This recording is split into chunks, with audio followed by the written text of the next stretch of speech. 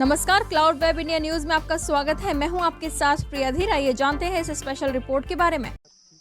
एक फौज के लिए अपने देश की तरफ से युद्ध में शामिल होना सम्मान और गर्व की बात होती है।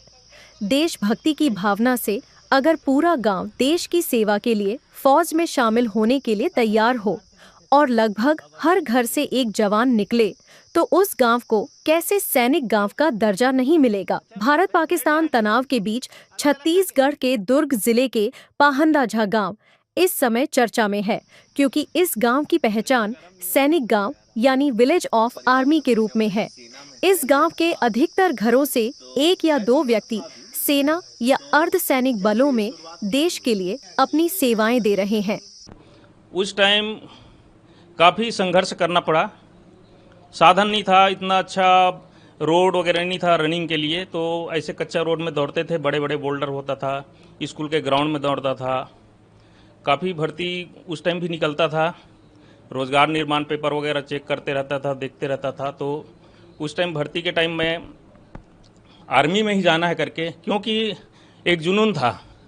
बाकी अर्धसैनिक बल में तो थे, बड़े बड़े थे, सीनियर थे हमारे से बहुत, तो उन लोग गए थे। तो मैं सोचा क्यों ना आर्मी ज्वाइन किया जाए।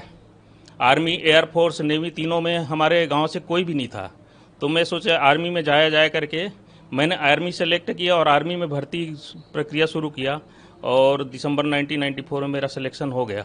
मैं खुशकिस्मत हूं कि ग्राम पाहंदा से मैं प्रथम जवान हूं जो आर्मी से हूं। और फिर उसके बाद निरंतर हमारे गांव में जो बच्चे, मतलब लड़के लोग, हमारे साथी लोग जो पूछते थे, गाइडलाइन हमारे से लेते थे, उसको मैं बताते रहता था।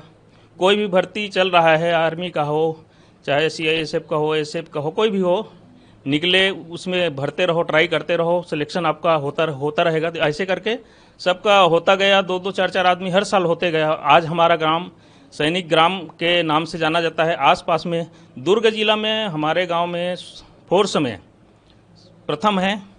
बहुत ज़्यादा संख्या में हमारे गांव में है। हमारे गांव में सैनिक ग्राम के नाम इसलिए जाना जाता है कि हमारे गांव से 50 से 60 के लगभग आसपास police, army, Assam rifle, ITBP सब लगभग है।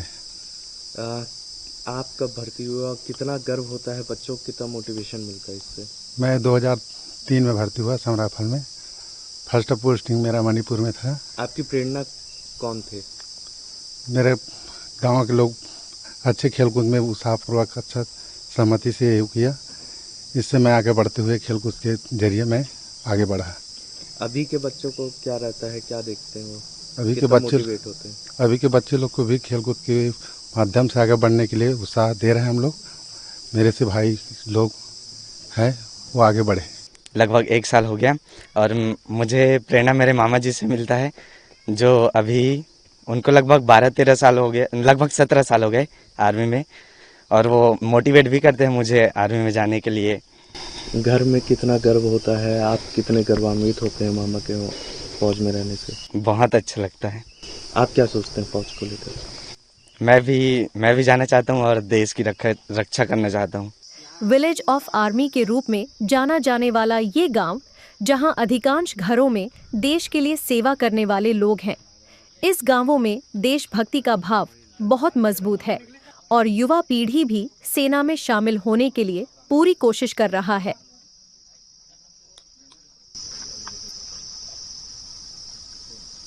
लोग तो फिजिकल के तौर पर ही यहाँ पे स्पेशल रिपोर्ट में फिलहाल इतना ही। ऐसी तमाम खबरों के लिए सब्सक्राइब करें क्लाउड वेब इंडिया न्यूज और नोटिफिकेशन के लिए बेल आइकन को प्रेस करें।